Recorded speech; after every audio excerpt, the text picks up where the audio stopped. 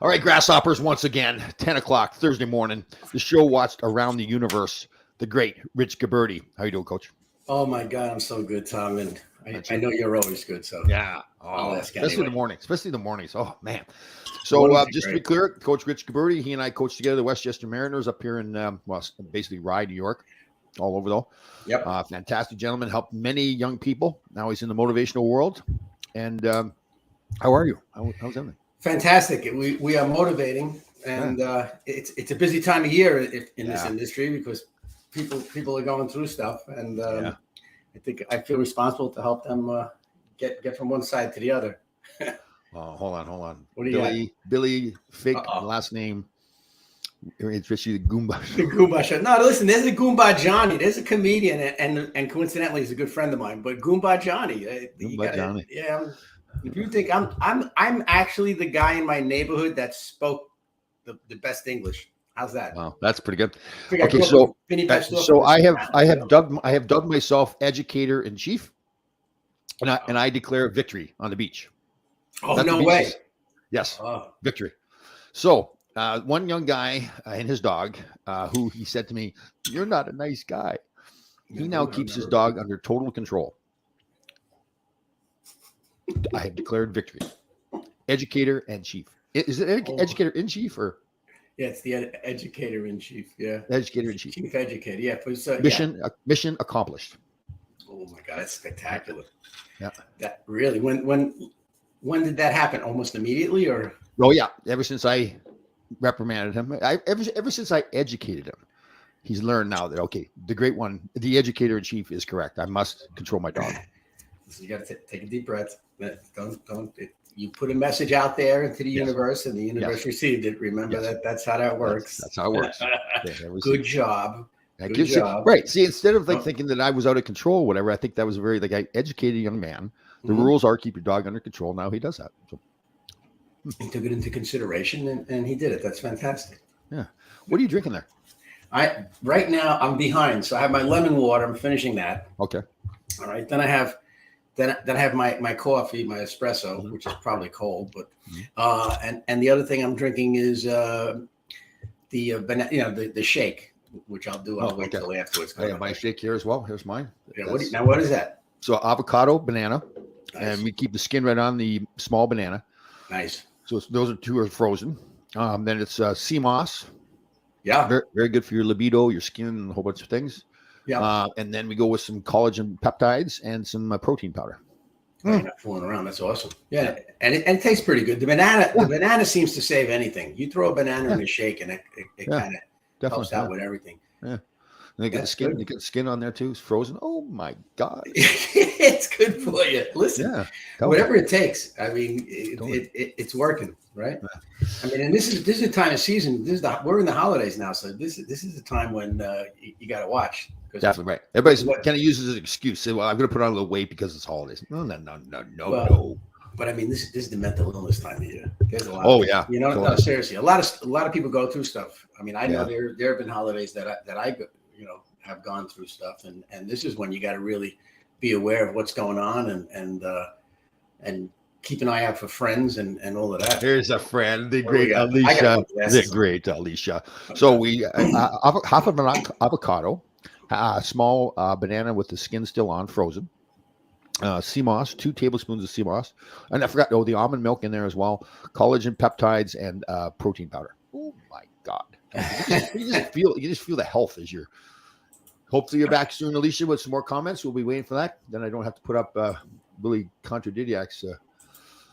Well, the Goomba, that's easy to say there, Billy. I get it. Yeah. For the Italians, we have been under siege for years. I had a sesame seed bagel. Well, listen, Bill, we do that too once in a while. I have a sesame seed bagel with extra cream cheese. I can't do it every day. I haven't had that in a long time. No. There's Alicia. Alicia, you're welcome, Alicia. Anything for you, you wonderful creature. Hold on. See what Barry had today. He had a ham, egg, and cheese on a bagel. And I've had that once in a while too. I don't. You just can't make it. I can't. Yeah, they can. Well, that's true. Yeah, I can do whatever you want. They can do whatever they want. Yeah. Enjoy life. What the hell? Yeah. I'm having fun. You know what? pretty interesting, Tom, is sometimes you wake up with energy, yeah, and you get out into the world and you walk around and whatnot, and you run into like a person you know, and they say, "You okay? What's the matter? You seem to be too excited." I said, "No, I'm happy to be alive, man. I don't know what to tell you." Everybody's checking in. Hold on, everybody's checking in with their breakfast. So okay, so far the oatmeal. Are you an oatmeal eater? I've had oatmeal, but you know what I do? I put the and I hear pros and cons about it. I just like it. I put it in with yogurt. So I take the raw oatmeal, the raw oatmeal. I'm identifying with a lion nowadays. Call me Rory, okay? Anyway, I put it in with yogurt and honey and what else? And something else, cinnamon. And I stir it all together, and I throw some bananas and whatnot in it. There, just to switch it up. Yeah, because just eating regular oatmeal is like kind of like eating cardboard, isn't it? Pretty much. Yeah. Yeah, pretty much. So like for me, I got to put all kinds of honey in it and everything. Yeah, you have to doll it up, as they say. Yeah. Oh yeah, that's right. Let me see, Bill. What do you have? Let's see. He's telling us his menu for the day: sausage, peppers, and onions on fresh made Italian rolls. God bless. All right, good. So that's So is that everyday part, man? Because I'm sorry to interrupt you at the time, but is that every day, Bill? And what is he? 70 years old or something? So what he should do is just go to the hospital, put all that first, put all that stuff in a blender, put it in a syringe, go to the hospital, lay on the gurney, strap yourself up to the heart attack machine, and just shoot all that stuff right into your veins. Right? Why waste? Just be ready for the heart attack. I don't know, but you and I might get hit by like a freaking guy who runs a stop sign. We're going to finally, you're going to drive because you're a control freak. We're going to be driving to some hockey thing, and somebody's going to run a stop sign, and Bill will be off. But it's going to be in New Jersey, and he's a first responder, even though he's retired. Right. You think he'd come to save us? He's going to try, but what's going to happen is he's going to have like chest pains, and he's going to have to sit down from what the sausages. So we're going to die because of him. Yeah, and he's gonna have a heart attack laying on top of us, like he's going to. Oh my God! Did Tom say he has a small? Yeah. What is wrong with you? Who is that one? That's Ira. Ira works at the nonprofit. Oh my God, Ira! I have a website for you. It's called OasisApp.com, and it's on-demand access to mental health professionals. So 988, I saw somebody, it was posted, somebody said it was the mental health hotline. I thought it was specifically for a suicide hotline. They dialed it back a little bit because they want to try to grab people before the mental health turns into suicide. So it is predominantly suicide, but if you are having a tough time and you feel you're alone and you have nobody else to call, 988. Call somebody. That's the bottom line. Especially Tom during the holiday season, because it's a battle. It's a tough time of year for a lot of people. I didn't really pay attention to that before. Now we're doing all this stuff. I noticed that a lot more. Yeah. For people that have high cholesterol, they can soak raw oats in water and drink it first thing in the morning. Delicious, great way to start the day. Oh, well, interesting. That's a good one. Okay. Well, I don't. That was the great Alicia. If she says so, that is factual. Well, maybe Bill. I don't know. I want to know. Bill's probably healthier than hell. With his T-shirt that says he wears a T-shirt that says his body's like a dive bar. If your body's supposed to be a. Oh, is that right? See, thanks, Bill. See, you guys. Yeah, you're probably gonna die eating all that crap you're eating. No, he's not gonna do that. But that's a Ukraine flag, right? He's Ukrainian. I think that's a Ukraine flag. Must be. Yeah, it looks like that. Yeah. Yeah. Huh. Okay, so we've been on the whole respect issue the last couple of weeks on our show. You think we beat that up to death there? You want to cover anything else you want to cover? What else you got to say? I mean, the bottom line is if you give respect, you should get respect. And if you don't get respect, then you should have communication skills and just in a calm manner explain why you feel like you're not getting the respect. Right. How's that? Because other people might not realize it because they don't have such high standards as you. Good point. Good point. But go ahead. What else? What do you got to say about? No, I was just thinking about. Like I said, I'm reveling in my victory on the beach there. Don't revel. Don't revel. Really? No, it's just nice because I've helped somebody. I feel like I've helped another person. Well, but here's the key also. Okay, it's like, look, how about this one? Like, I'm a great hockey coach. You like this one? You ready? Okay. But why? Why? I'm really not that great. But number one, I'm willing to give the time, and the guys listen to me. the guys I coach listen to me for whatever reason, okay? And this guy, the dog owner, this younger fella, about 30 years old, probably, which is the age that many of the guys we coached are now. Right. True. Yeah. He listened to you. Yeah. Because you could have run into a wise ass, and the guy, like your aluminum ladder day, you ran into 10 guys that didn't listen to you, and you're clear thinking about the 6 p.m. curfew, right? And what happened? You threw a ladder. Yeah. So they didn't listen. That was a losing team. This kid is on the winning team. Right. Well, they eventually listens once I threw the ladder down the hill. Well, you got their attention. You had to do something. Right. And I think that's part of your lore is that you have this personality where people listen to you. Like you're a nice guy. Well, you're more than a nice guy. You're a leader. When you speak, you speak with authority. Yeah. And I act like I know what I'm talking about. Which that's half the battle, though, right? Yeah, that's half the battle with coaching. Yeah. Yeah, you have to believe. You have to believe you do. You know what else I find with coaching? I like this subject we're on here. I find, and I didn't realize this all the time, I think, when I was coaching, but when some kids can't do something, and then you say to them, okay, we're going to practice this skill that you have to complete this task. Yeah. And then once you practice it for a while, then all of a sudden they can do the thing that they couldn't do before. I think there's a couple of things that happen there. First of all, they believe in you a lot more because you've helped them do something. And they also believe in themselves a lot more. And they realize they can overcome things. Yes. I think it's almost like, I think we spoke about this when I saw you at Madison Square Garden and we spoke in front of all those coaches. More like almost design a drill that that they're going to fail and then early in the year and then work at it through the year. Right. Yeah. I mean, all of that's important. And the other thing is you have to compliment them. Yeah, it's so important. Yeah, it really is. And the days of beating people down are over. As a coach nowadays, whether it's a life coach, a business coach, or any kind of a coach, the days of beating somebody down, or a hockey coach, they're over because listen, people are beaten down. Like society has successfully beaten down a lot of people, and so a coach has to recognize who perhaps is beaten down. Yep. All right. And who still has that flame of energy or excitement and adjust himself a little bit. So, and thankfully USA Hockey is starting to, not that this is a hockey discussion, but USA Hockey is starting to, in their coaching with the coaches education program, they're really trying to promote the fact that you should tell the kids, whoever you're teaching, why you're doing the drill. Like, we're doing this drill, so in the defensive zone you could go glass and out, or you could skate the puck out, whatever it might be. You explain why you're doing the drill, and you try to do it in a game-like situation. So that's what's working as far as the coaching goes, and also video. All these kids watch video games, so why not send them video on an app that's available? I'm not going to promote one, but send them video. I found tremendous success when we started to look at videos as a team. Yeah. And again, you got to be careful with the video about the positive reinforcement too, because you're going to pick apart plays. Maybe they do wrong. So you got to say to them, listen, you really worked hard during this game. You were fantastic, but here's something we could correct. Right. Yeah. So and the way around that now is the following: show the good stuff first. Okay. Even if you lose, find the guy who back checks.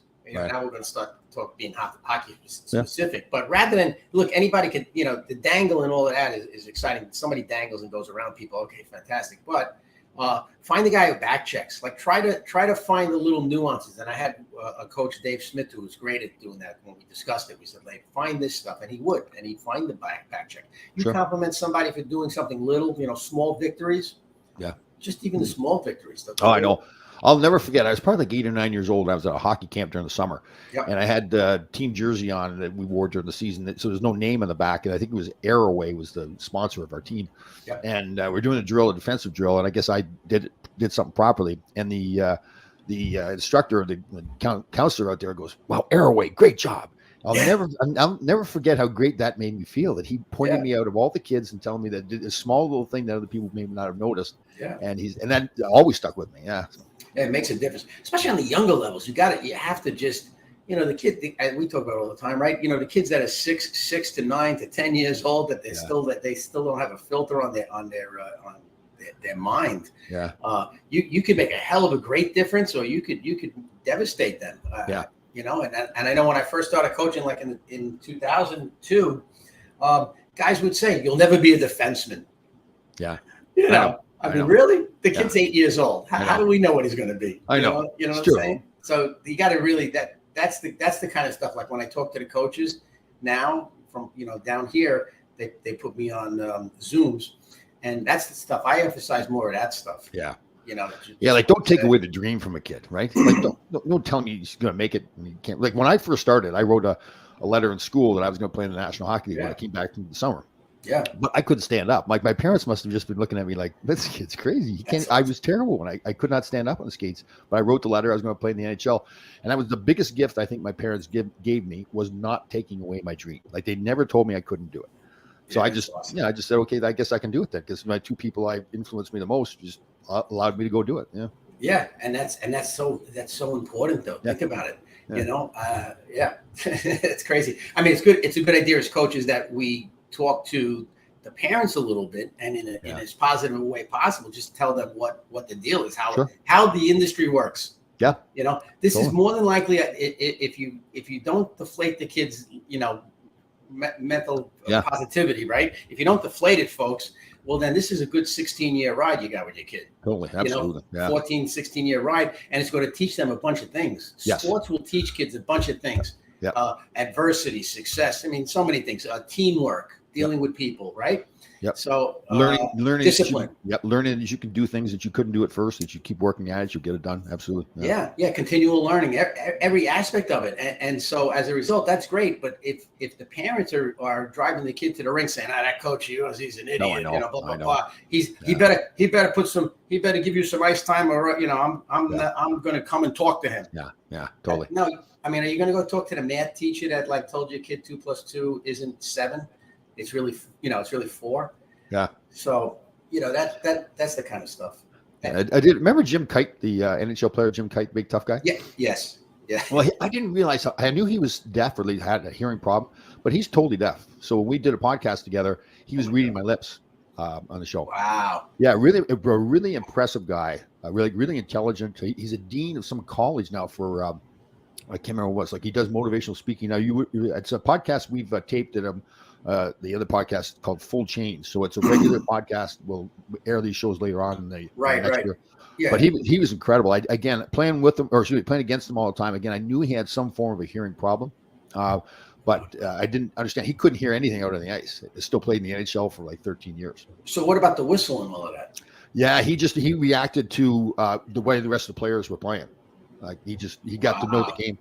Yeah, he's born that way. His brothers and his father were all hearing impaired, and his mother. Yeah, so they would sit at the dinner table, and you could slightly with his speech, you could tell like little mumble or whatever. Yeah. But I guess his mother, he talked about a lot, where she never allowed the kids to feel sorry for themselves. Like when they sat at the dinner table, the dinner would last like 4 hours because she would constantly correct the way they spoke. They were not allowed to use the hearing loss as a crutch. Oh, God bless. Huh? That's really cool. Impressive. And the reason he had the saying too, he called parents like snowplow parents. Have you ever heard snowplow parents? No, that one I heard. Let me hear that. Yeah, he was pretty cool the way he said that. He said that snowplow parents were the ones that pushed all the problems out of the way for the kids, so he could have. Nice. Path. Yeah. So instead of helicopter parents who were always hovering over the kids, snowplow. That's very So he comes from that's a voice of reason. Yeah. The only thing that happened once is, and it was in a college game. Referee came over, said one of their players can't hear, so just be lenient on the fact that he might do something after the whistle. Sure. Right. And so sure enough, the first play, there's a whistle and he lays the kid out in the crease. And then we were all like, okay, all right. Yeah. But so I give him a lot of credit. Holy smokes. Hold on one second. Alicia's making a comment here. We have to drop everything. What is the blessing of being deaf? Well, I've got to guess. I mean, not listening to Rich all the time. Everybody wants to be deaf around me. Huh? I guess you can't hear I'm going to say you cannot hear all the negativity in the world, right? Well, you can't hear anybody cursing at you, I guess, if you're not looking at them. Like it would be tough. It would be tough if we had a podcast right now because I couldn't see your lips. Right, it's true. Be going like this, trying to look around the. Really, I tell you, he was fascinating though. Like again, just to understand how deaf he really was or is.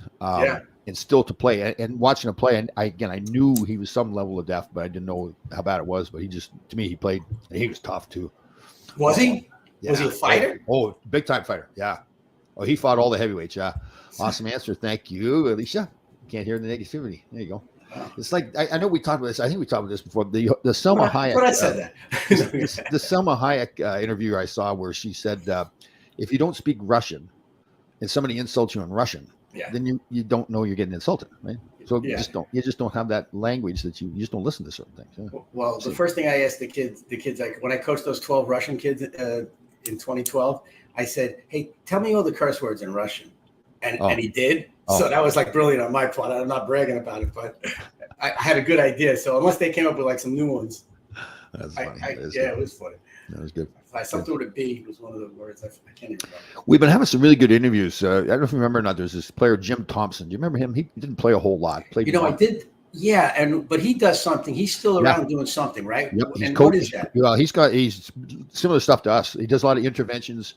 Yeah. So he had a real hard time. He grew up in a trailer park. So when I do my Instagram at 3:53 in the morning. Was that him? Yeah, that's for him. Yeah. Oh, I didn't know that. Yeah. Oh. Because he hit the number on his trailer where he grew up in the trailer park was 3:53. Oh, so yeah, he's a really cool guy now too. He's very helps a lot of people. Is very open about his story. Yeah. The interview was fantastic because I'd interviewed him before, but he was like really inspirational to other people that are having problems. So he was good, really good guy. Yeah, that's important. I mean, it's important that people share, and it's good. It's great when athletes do that, or success people that are deemed successful. Yeah. You know what I'm saying? I think it's important. Yeah. Because you really help people. Yeah, it's good stuff, right? Like even like Jim Kite with what he fought through. Like I don't even think he looks at it as a disability. It's just I think his mother really taught him that to say, no, you don't have a disability. You can't hear, but you're gonna fight through this. And, yeah, good stuff. I mean, now I think they have equipment they could put on when the ref blows a whistle. There's something that I think you could feel like a vibration or something. I forgot. Sure. Exactly, whatever it is. That's right, Barry. Yeah, he did. So Jim Thompson did play for the Binghamton Whalers, became friends. He owns the junior team. That's right. He owns the junior team, and he's because he's been almost 16 years sober now. When he picks kids for his team, he makes sure he picks real character kids. Like I asked him the question, I said, inevitably you get these kids, they're going to have problems with drugs or alcohol, right? They're going to test them. He says, we don't allow it. I don't take kids that have that kind of stuff. So they know coming into the program that that's not allowed. Yeah, and you can tell. I mean, you could definitely tell if you're looking for that. I mean, if he's in that world, he could tell. I mean, hold on. I was going to say something about this. What's athlete? That's good. Oh, thank you. Bill doesn't miss too much. Well, listen, he obviously speaks perfect English, and he was noted in that in the firehouse wherever he, whatever firehouse he was in. Right. I'm sure it was in New Jersey where it's nice and safe. Alicia, you do raise a good point. So when I interviewed Jim Kite, I had to move the microphone so he could read my lips. But he caught on to everything. He was amazing. Yeah. That's awesome. I was really impressed by him. What are we getting that subject? What did I talk about? Oh, the parenting and coaching. That's right.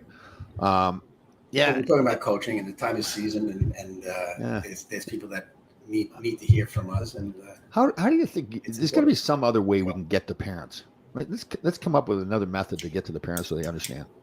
No, I think it's education, Tom. I really do. You meet with them. I mean, I met with my parents early in the season. The first week, I met with them and gave them a little pamphlet and told them to look at the USA Hockey for the skill progression and how it all works and everything like that. And the other thing, though, I was lucky because I used to, the teams I coached were winning teams. Right. And then at the college level, you don't talk to the parents.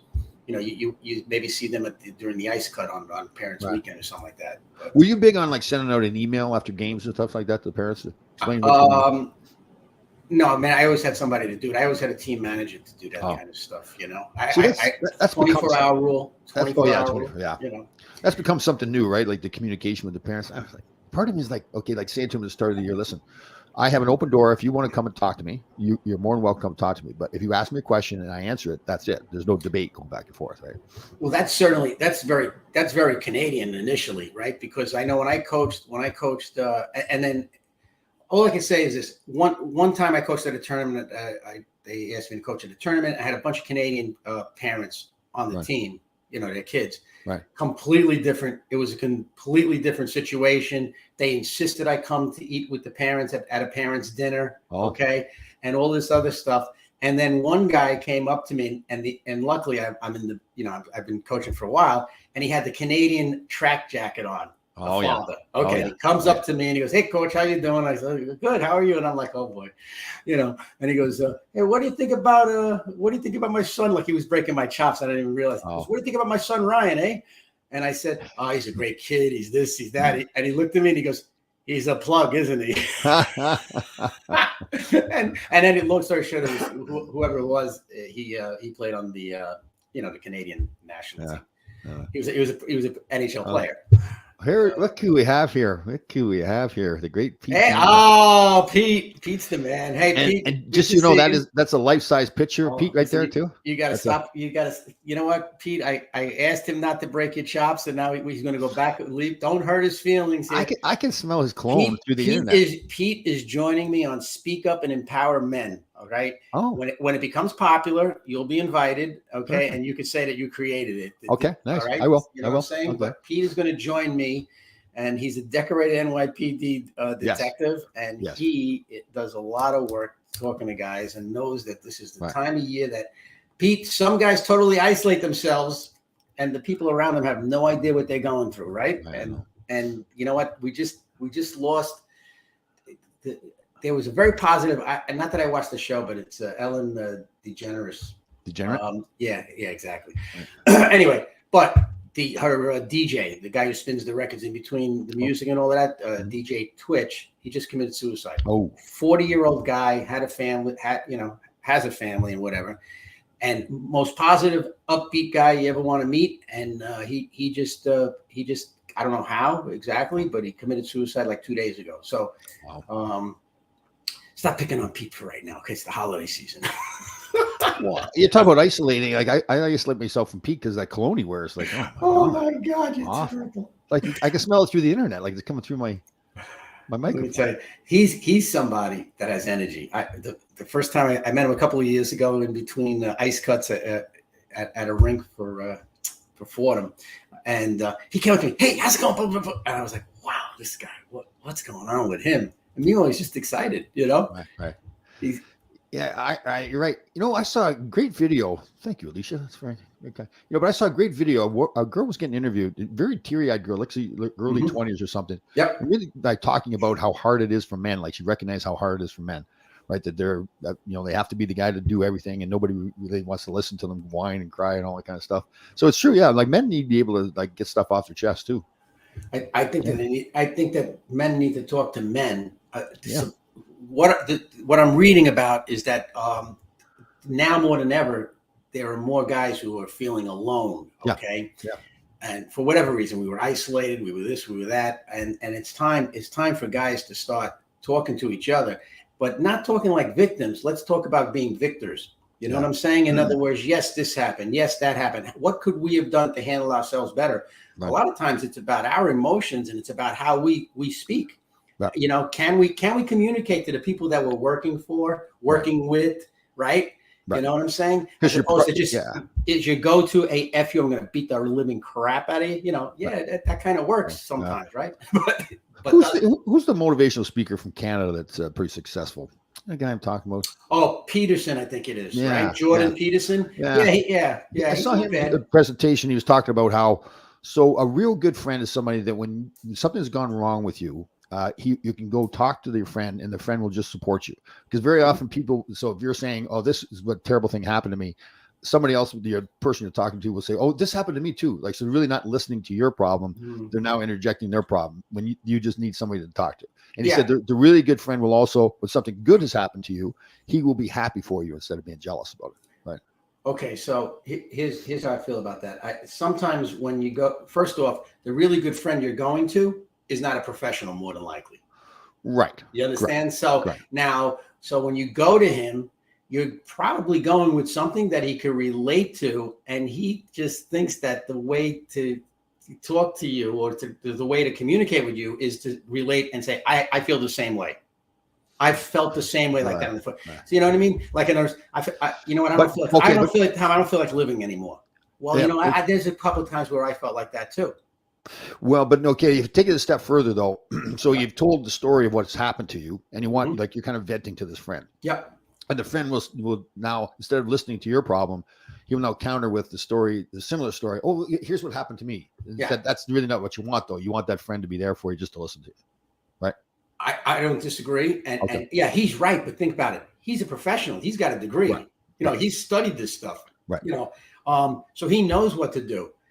Guys like us, yes, I've read stuff. It isn't bad they call it relating. You try to relate to the person. You don't try to, you try to identify with them. It's called, thank you. Empathy. There you go. That is empathy. And I'm seriously asking that question because I clearly have a hard time with empathy. Tom, you know what? I think, don't make me take my book out, Tom. Yeah, I see. Because I think when somebody comes to me with a problem, I think I'm being empathetic, like I care about their problem. But I feel but I think that well, they're coming to me with a problem. I got to help them with the problem, right? But I guess that's not always the case. Well, so listening is a big thing, and it's not easy. And I like I said, I'm learning to listen better. But you want it better. How are you supposed to say it? Let me you said it right. Better. It's just that better. Yeah, like same with me. I have to be better for being empathetic. Yeah. Yeah, not perfect. Yeah. But so empathy is important. Yeah. Compassion and empathy. Yeah, it's big stuff. Yeah. Coach Richard, the book coming out soon, Tom. Yeah, I'm gonna get my book out there. It would be unnatural if Tom was empathetic. Lorraine, how are you? Yeah, it's a good point. So, I'm not naturally empathetic, but you can always get better, right? Like you always get. Well, you are getting better. The fact that you have these podcasts. Yeah. Right. Look. Yeah. We have 1 million views. Oh yeah. At least around the world, we have all these sponsorship deals now. But you are willing. You're willing to come on here.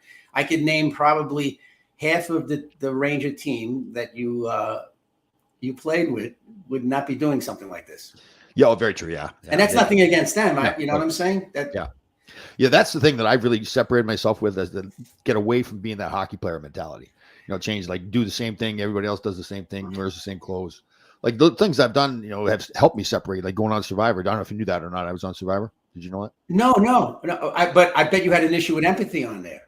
Yes, I did. That's where I first found out that I was not very empathetic, is when they did the psychological testing and the doctor said at the end of the week in LA, Tom, you have a problem with empathy. But then it showed up on the show also.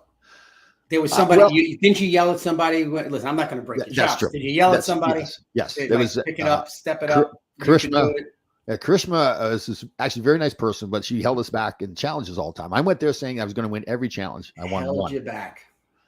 Yes. Yeah. And in a game like that, normally you would say you don't let anybody else hold you back, but when you're playing these team challenges and she can't. Function. You see what I'm saying? Yeah. Yeah. So couldn't you overcompensate for that? Have empathy? Well, maybe she could have done something that you could do better. What might that have been? But here's the thing, though. So I used her lack of performance as a method to try to get her voted off. So the target was not on my back. Oh, so you see, that's why I don't like that show, because that's really, that's oh yeah, no, it's true. That's a backstabbing show. You might, look, you might as well just they might as well film that in the South Bronx. Right. So I was the least backstabbing of them all out there. Like I told her that I'm not going to do that kind of stuff, but I had to do some things. Yeah. Yeah. But you know what I'm saying? That's like the South Bronx when I grew up. Yeah. Backstabbing. Yeah. Oh, nasty. It's a lot of fun. That's how we lived. Yeah. It was funny because it wasn't funny. She cut her finger one point. She cut her finger off. And I said, you know what? That's great. You can only count to 9 now. And they made it look like we were all in the camp and we were just kind of laughing at her. I wasn't even there when she cut her finger. So that's one of the things they did where it kind of really wasn't what happened. So they kind of jackpotted you is what you're saying. Yes. In the editing process. Yes, the editing process. Yeah.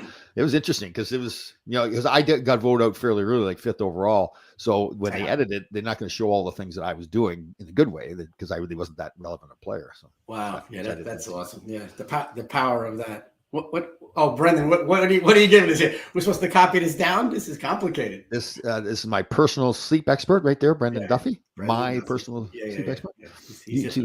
Hold on. He's on Wellness Connects, but I'm. Here it is. Your YouTube link on an empathy that we use. Beautiful. Thank you. I will have to look at that. Okay. That's awesome. Yeah, it is. Lorraine's right. It's just not a natural thing for me, I guess, to be what truly is empathetic. So, well, but the fact that maybe you could be close to it is good enough. Right. At least I recognize. I'm happy with the good enough, with the close enough there. At least I'm recognizing that I have something to work on. Right? That's good. Yeah, because otherwise, just people they just snowplow. They snowplow through society. That's true.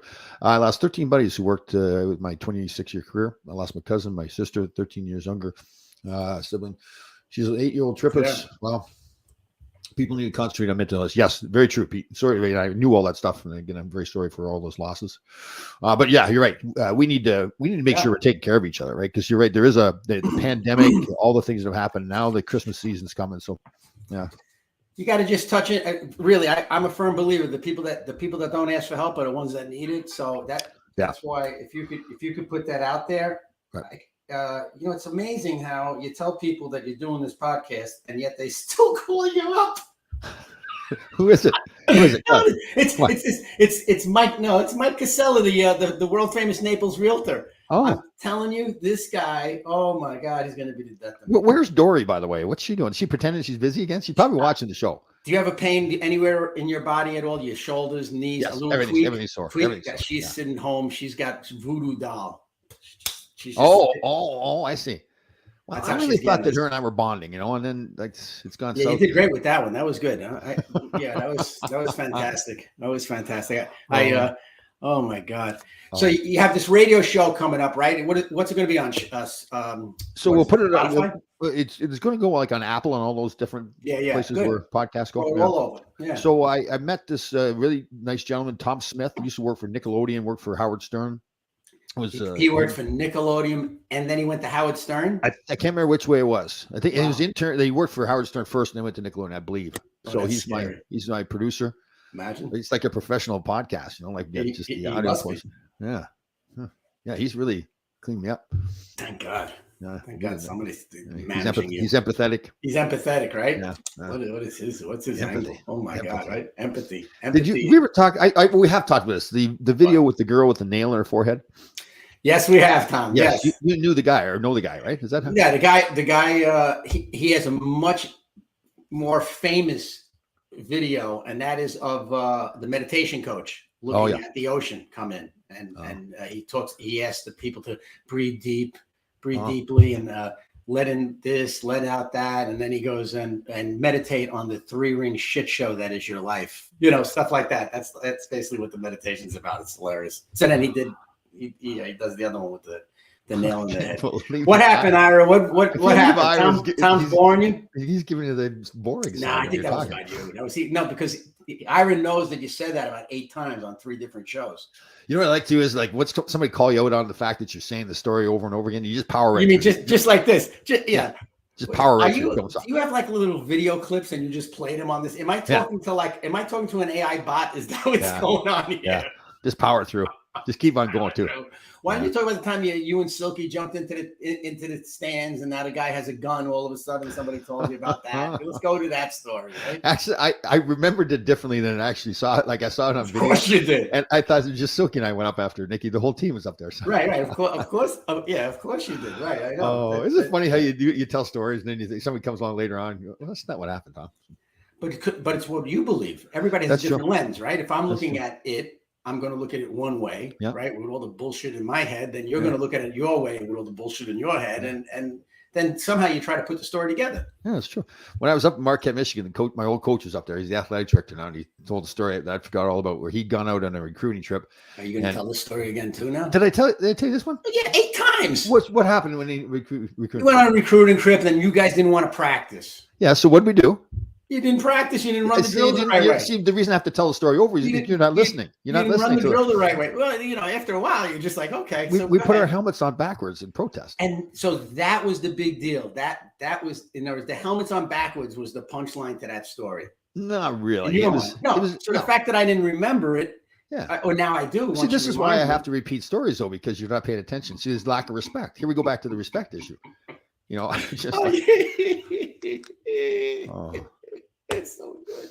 Oh. That is so good. Come on now. Listen, if you're isolating yourself, okay. If you're there you go. Wait. When I watch it hits my heart. Very inspirational people. Check it out. Yeah, sometimes it gets overwhelming and then it really sets in. I do PTSD, and luckily because I have great people. Good job, Pete. You're right. Yeah, that's good, man. Pete, you're the best, man. Pete, you motivate me. I'm not even kidding you. You're a motivating guy, and whenever you need me, I'm there for you, and vice versa. You're a great guy. Thank you. Yeah. And I have PTSD also, Pete. I think we talked about that PTSD. And over and over, like 8 times. Yeah, I know. Yeah. I never told you why, right? Yeah, you did. Okay, good. We'll leave it at that. Yeah.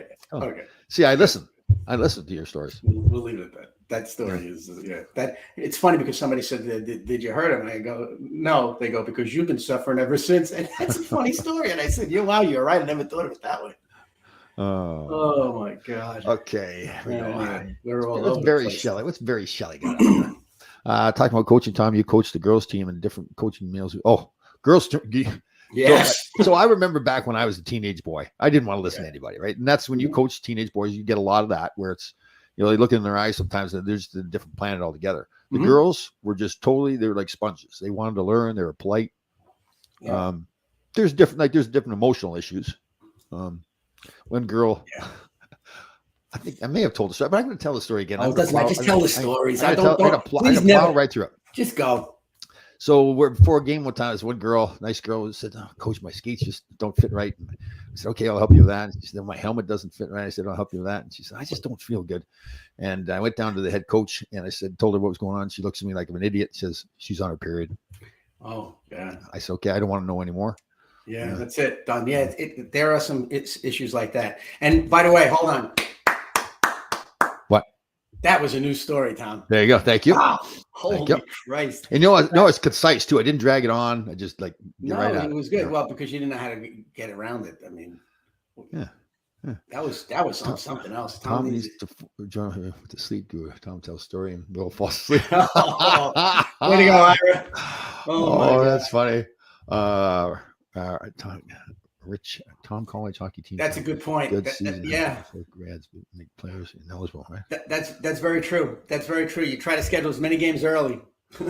That's very true. I was terrible, man. Yeah. My senior year, I knew the Rangers were going to sign me to a contract after the season was done. Oh, so the last semester, I never went to a class because it didn't matter at that point. Yeah. Yeah, it's amazing. That's Let me tell you, that's funny stuff. The spring semester of senior year is quite interesting. That's right. It really is. They have a ball. Yeah. They do have a ball, those kids. God bless them. I was given a 4-year scholarship, and I never bought a book. Like, it's just a total disaster. Yeah. But that's right. Hey, listen, you made it somehow, right? Determination, true grit. You've had true grit. Oh God, Jesus, Alicia, what? Oh God. All right. Terrible. Anyway, fantastic. Yep. So, will you ever get back into coaching again? You think? Yeah, I haven't really left. I mean, yes. Would I get back? Yeah, I'd get back. I'm not going to leave here. To go someplace unless it's a good gig. There's no youth hockey down there, Naples? Well, there's junior teams. I mean, I would coach a junior team. I would do something like that. I don't want to be the old guy with the mic teams or something like that. It doesn't make sense. And it's better. The younger the kids, they need somebody more of a skater, an instructor, and skill development and all that kind of stuff. So I would rather do like a junior team, or there isn't really there aren't college teams down here. Yeah. There's a semi-pro team down there, isn't there? The Florida Everblades. Yeah, that's Florida Everblades. Yeah. That's so funny. Yeah, and it would. Yeah, that I would do. That would be fun. Yeah, that I would do. Yeah, that was. I was. You ever heard of the McKay Ice Arena is it Edgemont, New Jersey? Oh, absolutely. I left a comment. You obviously don't read your comments, which I don't blame you because you're so busy. But I left a comment on that. Did they put the sides on that rink, or is it it's more closed in than it was. It still isn't fully closed in. Oh man, it was cold. Oh, I bet. That's like Ebersol. Yes.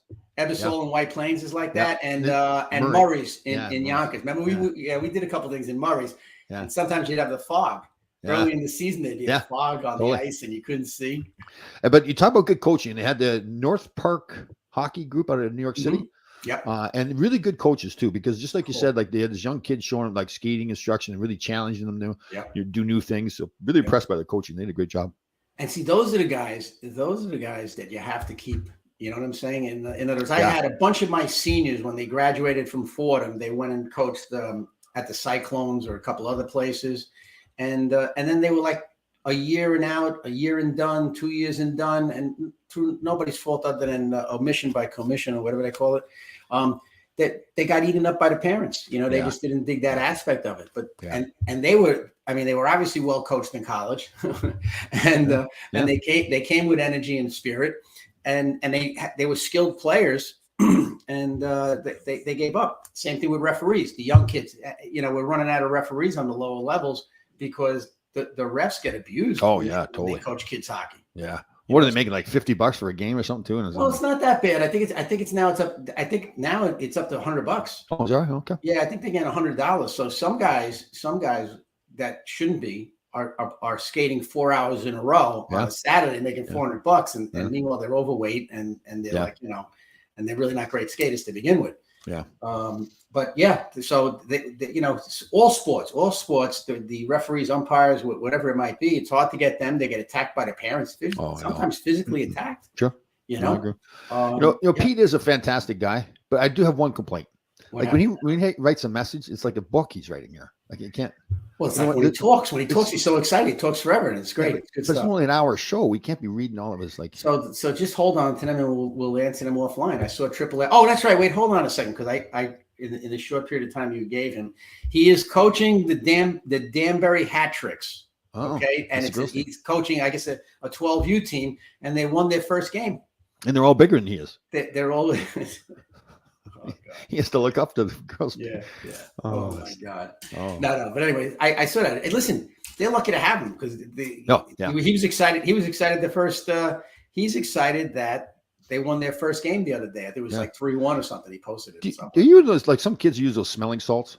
You ever seen that? Like, yes. Crack that thing. Yeah. You never did that when you were playing? Yeah, we did. Yeah. Those are good. Yeah, they're good. So they don't need that with Pete because you get that perfume on him all the time. It smells so bad. Oh God! Woo! You got a little too close to him, buddy. Oh no! I never. In the same state.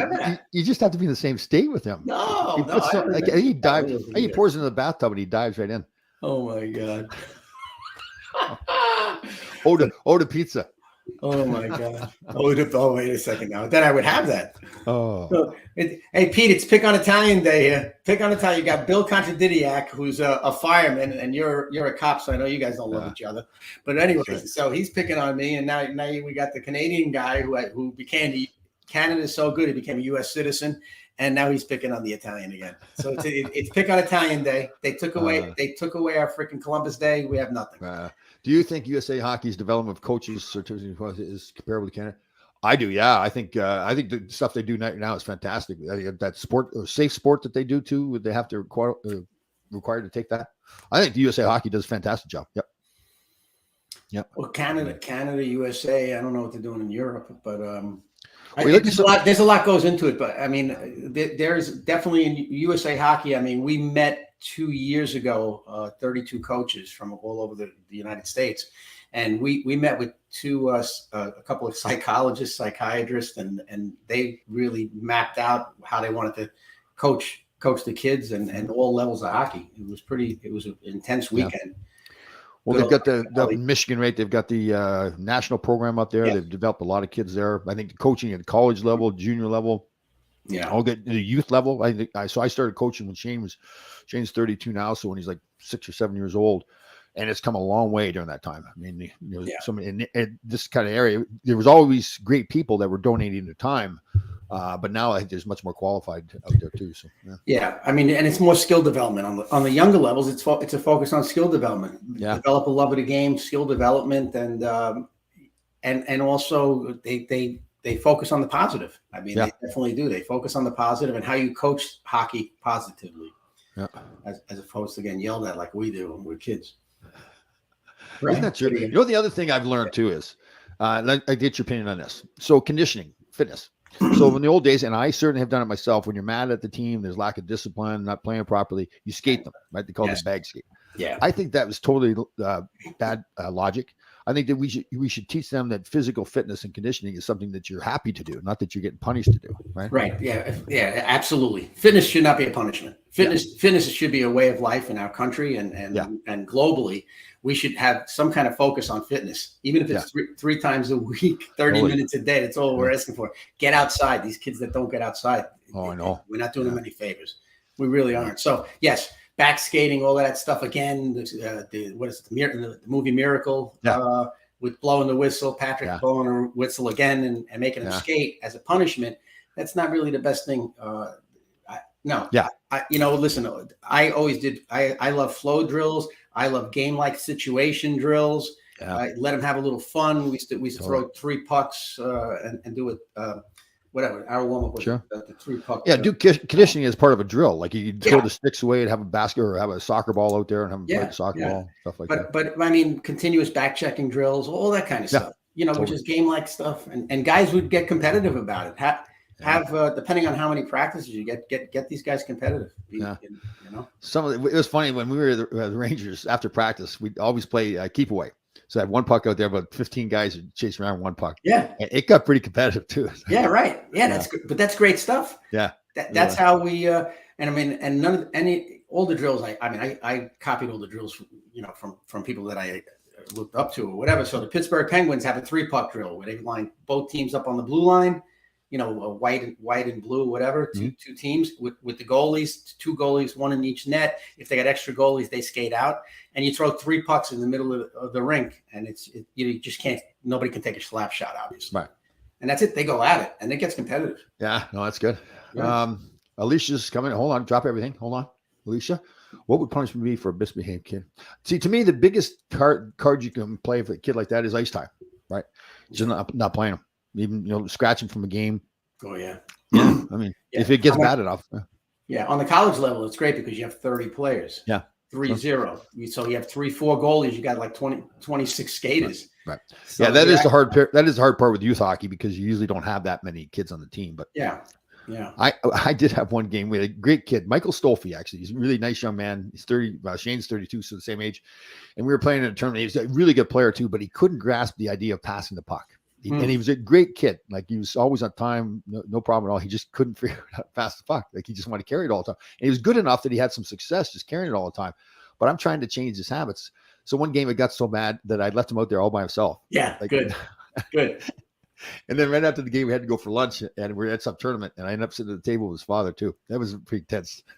Yeah. Oh, that's funny stuff. Well, the other one was if kids didn't get off, if they wouldn't get off, they had long shifts, and then towards the end of the game, third period, like if you were winning the game, you knew you were going to win the game. Yeah. Tell everybody sit down. We're going to leave them out for the rest of the game. It's like 6 minutes left in the game. Stuff like that. 7 minutes. Remember Mike Keenan, the year they won the Stanley Cup, did that to Kovalev. I think it was that year. Oh yeah. And so he was trying to send that message that he was staying out too long. Kovalev loved it though. He was in great shape. He didn't care. The guys were all laughing. He loves it. Keenan would start coming to the bench, and Keenan would say, "No, stay out there." He goes, "Okay, that's fine." That's funny. That is funny stuff. Yeah. So hockey. I mean, hockey is there's so many new improvements in that. It's amazing. Yeah. Even like some of the stick handling drills. Have you seen some of the stick handling drills now they have, or some of the things that Connor McDavid does? Yeah. Where he takes the blade of the stick and he doesn't even touch the puck, but it looks like he's going to touch the puck, and he doesn't. Right. And then last minute he'll roof it. Oh, I know. That's amazing, and they have drills now for that. Oh, I know. So they have kids like on a balance board and stuff, stick handling on a balance board. Yeah. One of the coaches on Monday night at McKay Arena was fantastic. He had the kids working on their edges, doing the things where you point your toes out, like Sidney Crosby does a lot of that stuff. Yeah. I was laughing. I said, I couldn't do it then. I certainly can't do it now. Right. But the kids were doing it though. They were good. Yeah, it's amazing. So there's a lot of great stuff going on with that. Yeah. Bill, we touched on this 24-hour rule too. 24 so should apply to most things in life. That's a good point. Should apply to most things in life. Yeah. Slow down.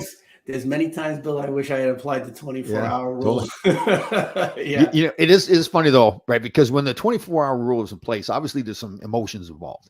Yes. So even though at the start of the year you've gone to the parents and you explained the 24-hour rule to them, and that 24-hour rule would not be broken, the parent, the parent will come to you and you'll say, listen, we have the 24-hour rule. We're not talking. They won't stop. Yeah, but just this one time. We're friends. Just this one time. No. See, that's the problem too. Yeah. It's good to be a little aloof. Lou Varro, who we talked about, Lou Varro from USA Hockey. He said you're not a coach until somebody breaks your car windows. Oh, there you go. Yeah. Imagine that. Yeah. I was like, really? But okay, enough about Tom. Richie, do you have contacts with Aerosmith or other bands still going to shows? I don't know if he's being sarcastic or if he's really asking a serious question. It's hard to tell. Yes, still go to shows. Do I still go to shows once in a while? See, do you like going to concerts? Well, no, I don't. But I like only because I'm looking at it when I go. I'm looking at it from a business angle. Like, okay. As I would do this, that, whatever. But if I have like good friends that are touring, I'll go see them. Oh, so you have friends in that business? In the music business, yeah. Well, yeah,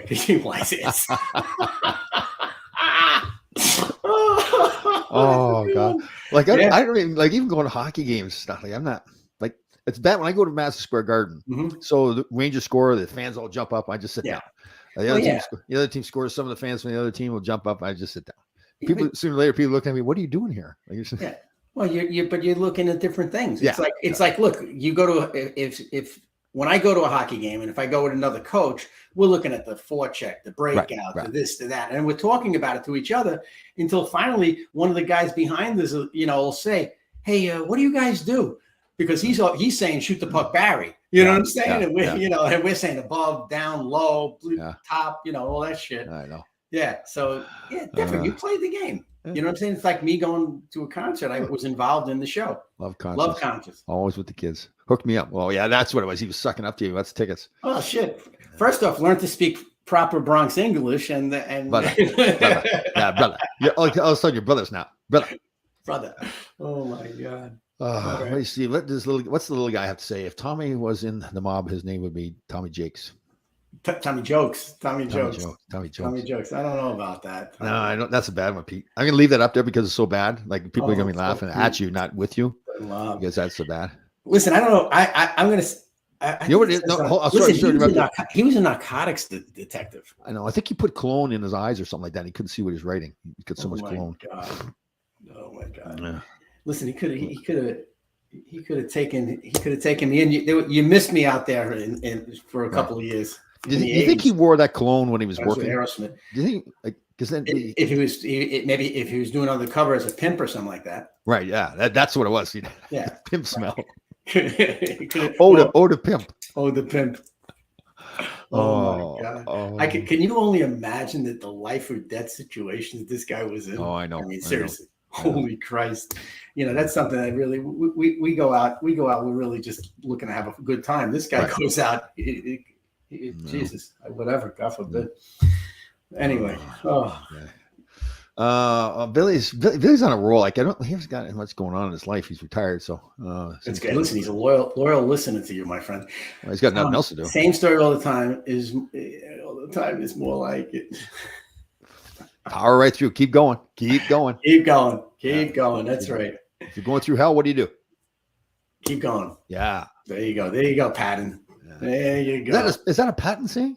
I don't know. It might be. I don't know, but that's definitely attributed to him, I think. Yeah. Now you never in the military. No. So your misguided life was the most military structure you had was playing in the NHL.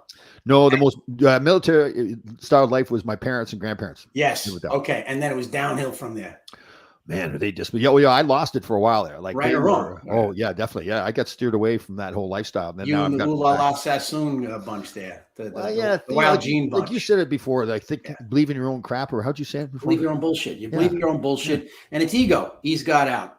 Oh yeah, totally. Like you just thought, like everybody's telling you how great you are all the time, and you start to believe that you really are that great. Yeah, and get back to reality, and and then you start bragging about like some guy putting a leash on a dog on the beach because you the almighty. Well, no, that's my contribution to mankind. Are you kidding me? I'm an educator, editor in chief. First off, let's look at the tape because I'm the guy who calls you the educator. Okay. Is that what it was? Oh, okay. Yeah. No, I know. This is our relationship. I call myself the educator a long time ago. Look, wait, you're going to be running Speak Up and Empower Men, the website.com, speakupandempowermen.com. I think that's what it's called. Okay. Peachy and Tempos are going to be on there. We're on there. Okay. We'll be part of it. Military. Ted, there you go. Yeah, but see, Ted said he was a terrible leader. That's what I like. When he pulled the stunt of sending, so he said Mike Rogers and Nick Fotiu to Hartford, Glenn Hanlon to Auburn or Adirondack, Pierre LaRouche to what he said, Hershey. Like I think he felt like I'm going to take charge. I'm going to show these guys who's boss. Nah. But that was, and what year did he coach you guys? Started in 86, I believe, or 85 or 86. 86, 87, huh? Yeah. And so like he was there a whole season? I think he had a couple of full seasons. Yeah. I can't remember when he got fired. So Herb Brooks got fired. After fired Herb, huh? Yeah. Craig Patrick was talking to him why they fired him. Well, and Herb's the kind of guy too, and I say this a positive way. He's got a short shelf life, right? I mean, he is very abrasive. I mean, to the people above him, especially when you work in a Madison Square Garden, there's a certain political game you've got to play. Right. He's just not playing. No, he was not doing that. Yeah. Yeah, but that's got to be tough. See, that's a tough one. So then say that. So Herb won when he was there, right? Very successful. Yeah. Our teams are great. Like that year, again, we had, I know let's told this story again, but I'll clarify it. No. We had Clark Gillies on, and he told us that we lost in 84. He said if he felt that if we had to beat them in the playoffs, then we could have won the Stanley Cup that year. So that's how good our team was. And I believe that too. But you guys had a good time. Yeah. Yep. But you don't think that had anything to do with it? Oh, no, not at all. That's the way the game was back then. I mean, that wasn't us. That was the way the National Hockey League was. So then the team that won was the team that drank better. Yes. Honest to God, so what you guys really needed was like a professional drink coach. No, the drinking really never got in the way of playing. No, because you didn't drink on the bench. It wasn't like a men's league game. It really didn't. In fact, if anything, it spurred you to do more because the whole team would be together. Right. And you're all looking at each other and say, listen, we all know what we did last night. So whether it's practice or a game, there's no pulling the shoot here. You had fun last night. That's fine. You go play. So no, it was honest to God. I'm seriously did not get in the way. You didn't change our performance. But you stopped drinking like that. Have I stopped drinking like that now? No, I didn't even question. I'm saying I'm making a statement. You have stopped drinking. Oh yeah. Like oh totally. Yeah. I know. I'm not even questioning that. I know you have. Okay. Well, so have I. So have I. So we feel better, don't we? Not necessarily. No. Oh, that's bullshit. The drinking never bothered me. The drinking never bothered me. I don't know why we'd say that. No? Maybe it bothered you. It didn't bother me. No. We were pros at it. Listen, I drank with NHL players. Okay. You guys are... It didn't bother me at all. Okay. Yeah. Cool. Why would you doubt that? No. I'm just questioning it. Doubting. I'm not doubting. No. Oh, doubting Thomas. Is that what you're trying to say? Well, doubting Thomas. There seriously. You go. If you have a problem if the name fit, where's it? I don't have a problem with it. Well, then why would you say it bothers you then? I don't have a problem with your drinking. No. Why would you say your drinking bothered you then? Oh, mine? Yeah. Well, because it led to other things. You guys didn't go that way. Some did. Know about it. Some did. Okay. Well, see, that doesn't work. You know what I mean? Yeah. And we know some that are publicized, like Don and those guys. But that stuff, it just didn't work, Tom. And I'm grateful that. Farthest from the truth. Farthest from the truth, Danny. Not true at all. In fact, Herb's teams were very consistent. What they were is what they were. And that's the thing with Herb. Herb didn't change a thing. It was Tom, you're feeling. but okay, Lisa, geez. He's trying to justify. I'm trying to justify. No, you're drinking. What? Dude, I'm kidding you. You're trying to justify the drinking that you and your teammates did. Well, how did you figure that, Doctor? 8 to 10. Dr. Kildare here. Yeah. Dr. Killjoy. Excuse me. No. I would have liked to have seen what it would have been like in my 20s to go through life not as medicated as I was. Huh. I don't know. Oh, I had a blast. I mean, I stopped. Yeah, I know. So did I. Big deal. Yes, I did. Yeah. All right. So So the Islanders drank no more, no less than when they won those 4 Stanley Cups. All the teams are the same. But they just must have had better drinkers. No. They had better hockey players. They're hockey players. Yeah. By 1 goal. Yeah. The drinking was league wide, and I'm not bragging about it in any way, but that was the National Hockey League back then. You talk about the Philadelphia Flyers. The Philadelphia Flyers winning their Stanley Cups. Well, the bar that they went to, the bar that they went to burnt down, and they wore black armbands at practice because of the bar. So they won Stanley Cups, and they drank a lot. I mean, didn't they lose one of their goaltenders? Bill A. Lindbergh, yep. Yeah, right. Drunk driving, yeah. Yeah, in a car accident. Yeah, okay. Totally. All right, so I get it. Well, obviously, we don't want to get in car accidents, but obviously, we do not want to get in car accidents. But. No, nobody does. No, I'm saying, but I'm just, yeah. So it is. So this is your question, though. So, Tom, do you think that drinking does not affect performance? When we were in our 20s, I got to tell you, it didn't affect our performance. If we lost or played bad, we lost or played bad. That's had nothing to do with the drinking. I know Rich got the smirk on his face, but when we were in our 20s, it didn't. All right. Yeah. No question.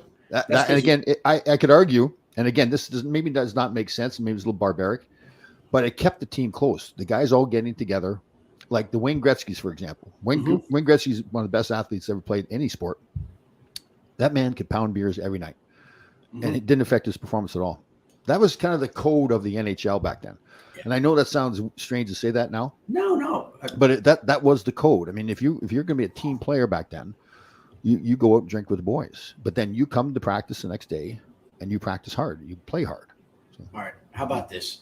How about a team of sober hockey players back then? Wouldn't be any different. Well, they wouldn't be. They wouldn't have had success. Oh, it was just impossible to field a team like that or ice a team. Yeah, that's true. Yeah, you wouldn't be able to have a team like that. It'd be against against the code too. If guys were like that, I remember. So Kelly Miller and Mike Ridley, two good hockey players. Well, we could bond over shakes. So they would come in and we would go to Orrin and Gretzky's in Upper East Side of Manhattan after the game, and they ordered a glass of milk. We were outraged. Yeah. We were outraged. Like, what are these guys doing? That was just the code. But that was back then.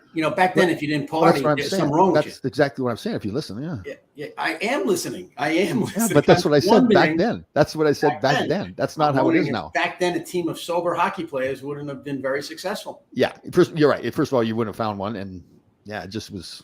Okay. Yeah, I'm telling you, that was part of the requirement of playing in the National Hockey League. When I first, tell another story, but I first got on the bus in New Haven. I first got on this bus in New Haven. I just signed my pro contract. You got on the bus, did not have a cooler of beer. They threw me off the bus so that I could not get on the bus. That's awesome. Yeah, that's how it was. Yeah. That's cool. Yeah. All right. Yeah. And again, I want to be careful when I say this. I'm not proud of saying that, and I'm not proud of it. Explain it. Yeah. That's just the fact. That's just the way it went. It's just the way it went. Yeah. So you are defensive about any insinuation that cost the Rangers a Stanley Cup over a 10-year span. It's facts. I mean, because it's just facts. I'm just breaking it. Yeah, if anything, it was the teams that had success were tight. Yeah. Well, I can see that. Yeah. That was it. Like when you talk to teams that win, like the Edmonton Oilers, for example, they were party animals when they won their Stanley Cups. Like they would go like on a 2-week road trip. They get back home from the road trip. They were required to put them out, not like a rule, but the rest of the team would kind of demand that they'd all went for a few drinks together before they went home to their families after being on the road trip. Wow. Yeah. They were legendary for it. Yeah. That's interesting. Yeah. Like you talk to people about the Washington Capitals and they won their cup, 2, 3, 4 years ago or whatever it was? Yeah. And they were imbibing. Yeah. Now that's rare for a team now. That does not. So that they kind of got a reputation for that because back then everybody did it. So there was no reputation to be had. It was. Well, you could see when they win the Stanley Cup, those guys are drinking. I mean, Ovi and them on the Capitals, they were like swimming. They were swimming in like some mall, like the fountain in some mall. They were swimming. I think it was in Vegas, but I remember seeing that. Wherever it was. Yeah. You know what I mean? Him and the other guy, 77. I'm not gonna think of who it is. I can't think right now of the guy's name. But anyway, they were having a good time. Yeah. Oh, totally. Ovi has a good. I mean, he has a good time. He's his reputation in the league is that he's a heavy drinker. Yeah. Yeah. He's having a good time. Yeah, and when I say I'm going to be careful too because I mentioned about Wayne. I've got total respect for Wayne, so I'm not talking like in the hockey world. He's known as a guy that can pound his beers. Like when he first came to LA, I did not know that about him. Our first training camp, he was like training camps was wild back then because it was the 2-day practices and And how long? But you had long training camps. What was it, a month? No. So longer training camp, more games, 2-day practices. Yeah. So but I'm telling you, it was like Party City, like those kind of teams, especially like a veteran team like we had there, like the older guys. It was like they've been with the family all summer long. The guys it's like little kids getting back together again. Yeah, they have. So we had training camp one year up in Hull, Quebec, and the first day practice, you have your physicals and everything, and then there's a meeting that night. And Rogie Vachon was our general manager, great guy, but this really soft-spoken guy. Yep. So we've got this really veteran team. It's Wayne, Larry Robinson, Dave Taylor, myself, John Tonelli, all these older guys. Yeah, right. And so we go to the Canadian Ballet for the afternoon, and did you really? The ballet? The Canadian strip. Oh, okay, good.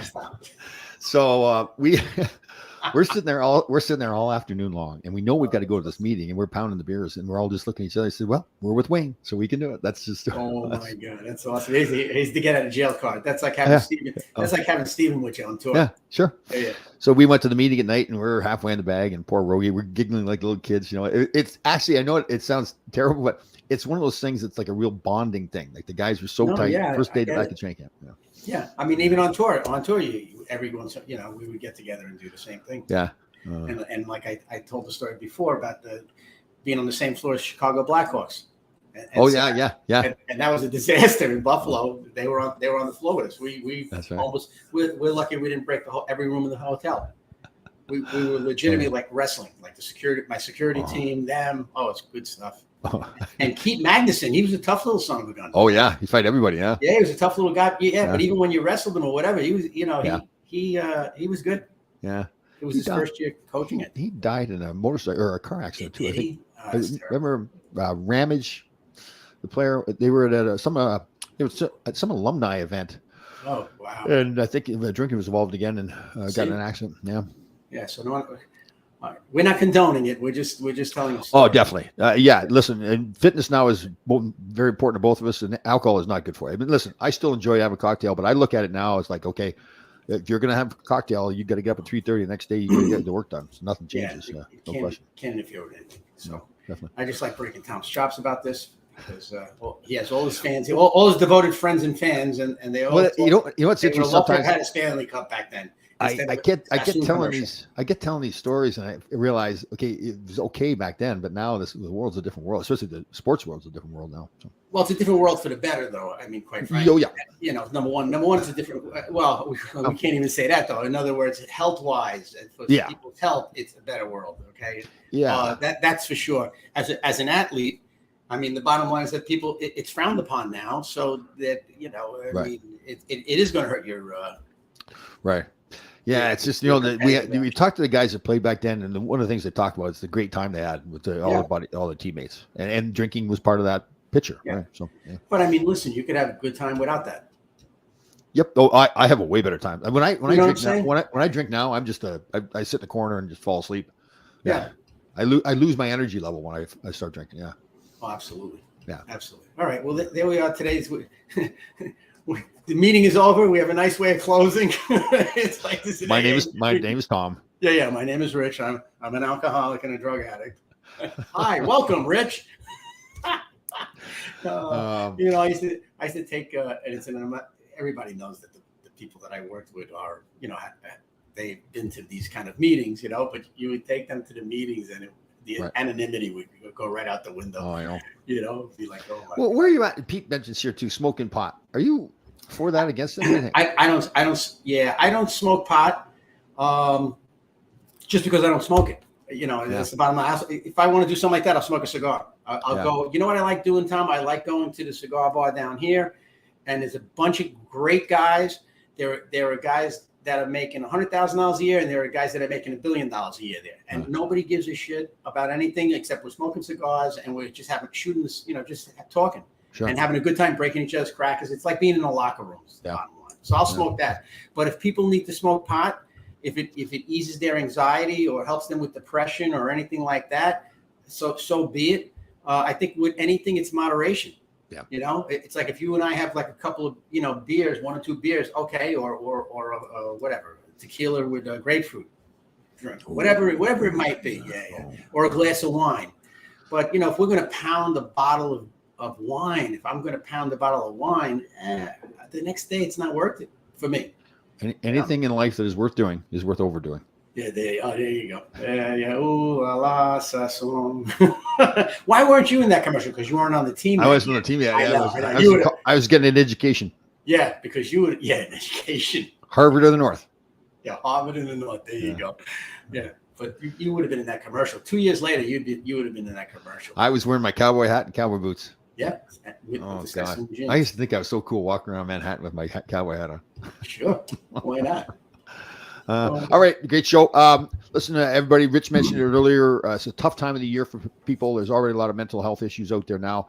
Let's make sure we're really taking care of each other. Again, we've got that 988. It is not just for suicide hotline. It's a mental health hotline now. I guess they've kind of altered that a little bit, so which is good. So let's make sure we're really helping each other. If you think somebody's in need, make sure you reach out to them. Don't be afraid to ask them if they're thinking of hurting themselves. And if you are in need of trouble, or if you need help at all, listen, you can contact us too. We'll direct you to the 988 line. Anyways, again, we're not experts in that, but we'd love to help. Rich, jump in there. No, you got to remember that the holidays are a battle, and the bottom line is don't isolate. Try to reach out, and for people that feel one of their friends is isolating, reach out to them. This isn't the time of year to let him tough it out on his own, because just because they don't ask for help doesn't mean they can't use somebody to lend a hand and try to do something nice. That's all. Just be kind to yourself. Yeah. Don't drink too much. No, well, not at all. Right. Don't drink too much. That's what people are going to drink now. Yeah. All right, everybody. Have a great weekend. We'll see you next week. Bye.